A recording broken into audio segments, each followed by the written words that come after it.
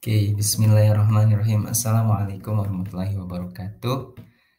Sebelumnya perkenalkan, nama saya Muhammad Farhan dengan NIM 12070404043. Di sini saya akan menjelaskan mengenai salah satu tugas daripada mata kuliah karakterisasi senyawa anorganik, yaitu penentuan band gap dengan metode Kubel-Kammung dan juga metode Tauge-Plot. Oke. Kita mulai dengan metode Kubel-Kammung terlebih dahulu.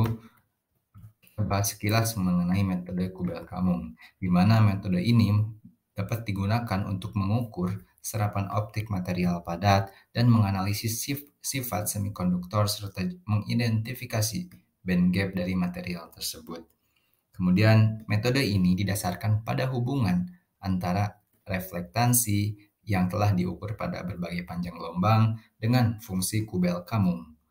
Persamaannya dapat dilihat pada layar, di mana penetapan atau penentuan band gap material ini ditentukan menggunakan plot Kubel-Kammung antara fungsi Kubel-Kammung dengan energi yang ada di sumbu X, gitu. Sementara fungsi Kubel-Kammungnya di sumbu Y. Analisis plot Kubel-Kammung ini diidentifikasi sebagai daerah di mana terjadi perubahan yang signifikan dalam fungsi Kubel-Kammung. Biasanya ditandai dengan perubahan tajam dalam kurva ataupun perpotongan garis, di mana nantinya akan diketahui band gap daripada material tersebut.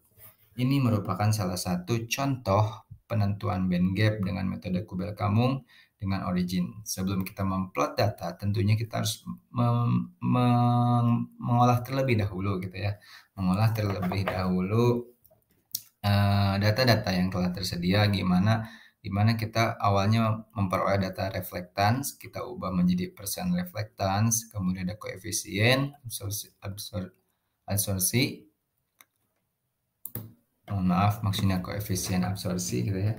Kemudian setelah mendapat data energi dan juga data fungsi Kubel-Kammung, kita plot gitu pada aplikasi origin, dan kita lihat di sini perpotongan garis, tarik garis dari atas, kemudian di screen reader menggunakan fitur di origin gitu, sehingga diketahui band gapnya adalah 3,16. Kemudian selanjutnya ada penurunan rumus daripada Kubel-Kammung. Ini yang pertama kita turunkan dulu dari hukum Lambert-Beer, di mana hukum Lambert-Beer adalah absorbansi sama dengan absorptivitas molar, kemudian dikali dengan tebal daripada sampel D, kemudian dikali dengan C, yaitu konsentrasi daripada zatnya. Kemudian dihubungkan absorbansi dengan serapan optik, di mana absorbansi sama dengan min log transmitansi atau min log 1 dikurangi reflektans. Sementara fungsi Kubel-Kammung sendiri didefinisikan sebagai Fr sama dengan alfa dibagi 1 min R.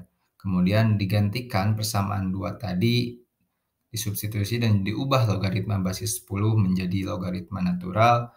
Nantinya akan menghasilkan min log 1 min R per 1 min R sama dengan min ln 1 min R dibagi 1 min R.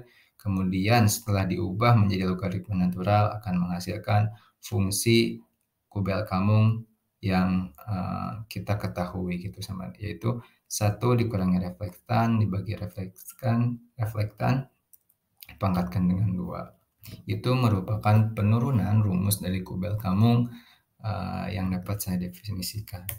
Kemudian selanjutnya kita masuk ke metode Tauge-Plot gitu. Kita bahas secara singkat terlebih dahulu, di mana metode Tauge-Plot ini digunakan untuk menentukan band gap material berdasarkan data serapan optik gitu, pada berbagai panjang gelombang atau energi foton. Metode Tauge-Plot juga dapat memperkirakan gitu band gap material yang berguna dalam karakterisasi optik dan elektronik material, terutama material yang semikonduktor.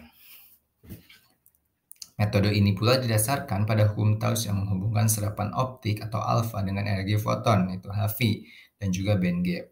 Persamaannya dapat dilihat yaitu sebagai berikut: A dalam kurung Hv dikurangi band gap dipangkatkan N.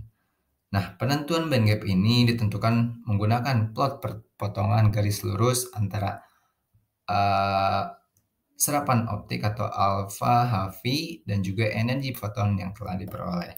Berikut merupakan salah satu contoh data dan juga menentukan band gap dengan metode touchplot menggunakan origin. Awalnya kita memperoleh data panjang gelombang, kemudian hingga didapatkan energi dan juga serapan atom atau AHV tadi gitu ya. Mohon maaf, maksudnya serapan optik yang tadi gitu di sumbu X dan juga energi foton di sumbu Y begitu. Sehingga nantinya diperoleh garis plot, kemudian di screen reader pada garis yang telah ditandai dan ditemukan dan dapat ditentukan gitu band gap yang dihasilkan dengan metode touchplot ini. Kemudian penurunan rumusnya cukup banyak gitu ya. Di mana di sini ada sama hukum Lambert-Bean dan juga menghubungkan absorbasi dengan serapan optik tadi. Kemudian dalam hukum touchplot, hubungan antara serapan optik dan energi foton adalah alfa HP sama dengan A dikali C. Jika kita anggap alfa dikali C adalah konstanta 0, maka persamaan ini menjadi alfa HP sama dengan A0 dikali D. D ini adalah tadi ketebalan daripada sampel. Kemudian dengan menggunakan persamaan energi foton, Hc per lambda, sehingga menjadi alfa Hc sama dengan A0 dikali ketebalan sampel dikali lambda. Dan kemudian band gap adalah perbedaan energi antara tingkat energi valensi dan juga konduksi yang dapat ditulis sebagai band gap sama dengan H dikali C dikali 1 per lambda band gap. Kemudian disubstitusi persamaan 5 ke persamaan 4 sehingga diperoleh alfa Hc sama dengan A0 dikali D dikali lambda atau A0 dikali D dikali 1 dibagi band gap dibagi band gap. Kemudian dalam bentuk linear sehingga persamaannya menjadi alfa HV sama dengan A0 dalam kurung HV dikurangi band gap atau EG. Sehingga didapatkan penurunan rumus tersebut menggunakan metode touchplot tadi. Selanjutnya yaitu yang terakhir adalah hubungan absorbasi dan juga reflektansi di mana mengkonversi absorbasi menjadi reflektansi dan juga sebaliknya gitu. Kita harus tahu terlebih dahulu mengenai hubungan antara absorbasi dan juga reflektansi yang dinyatakan dalam rumus atau persamaan absorbansi sama dengan min log 1 dikurangi reflektansi dan reflektansi sama dengan 1 dikurangi 10 dipangkatkan absorbansi. Hal ini berarti reflektansi dapat diketahui dengan mengambil logaritma negatif dari absorbansi. Jadi jikalau kita mempunyai data reflektansi, maka kita masukkan saja ke dalam persamaan yang absorbansi tadi gitu sehingga nantinya terkonversi dari reflektansi ke absorbansi maupun sebaliknya. Mungkin itu saja yang dapat saya sampaikan. Mohon maaf apabila ada kekurangan. Wabillahi taufiq wal hidayah. Wassalamualaikum warahmatullahi wabarakatuh. Terima kasih.